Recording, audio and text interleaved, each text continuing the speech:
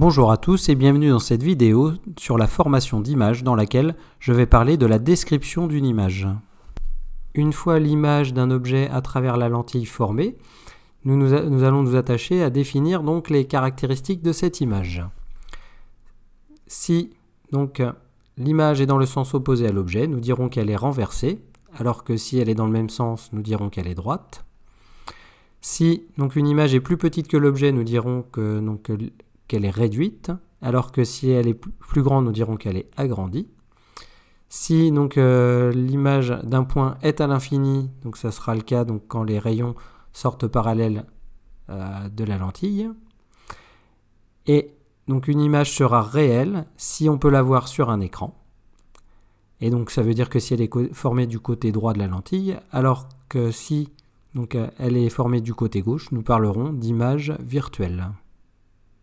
Pour illustrer ces différentes caractéristiques, je vais considérer 4 cas. Tout d'abord, donc, le cas d'un objet situé avant F, ensuite le cas d'un objet situé sur F, le cas d'un objet situé entre O et F, et pour finir, le cas d'un objet situé à l'infini.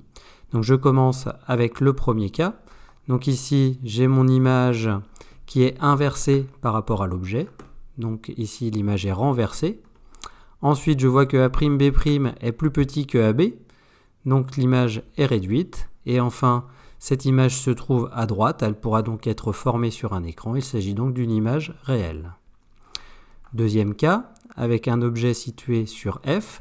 Cette fois, je vois que mes rayons sortent parallèles de la lentille, donc la seule chose que je peux dire, c'est que mon image se trouve à l'infini.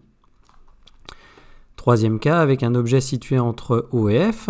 Cette fois, je vois que A'B' est dans le même sens que AB, donc mon image est droite. Je vois que A'B' est plus grand que AB, donc mon image est agrandie.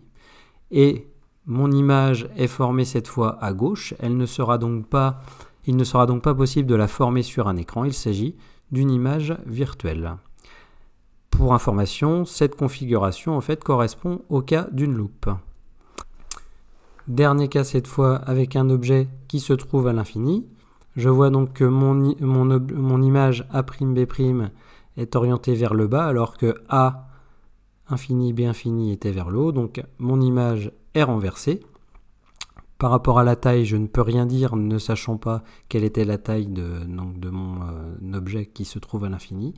Et je peux donc, elle est formée sur la droite, donc je peux la former sur un écran. Il s'agit donc ici d'une image réelle.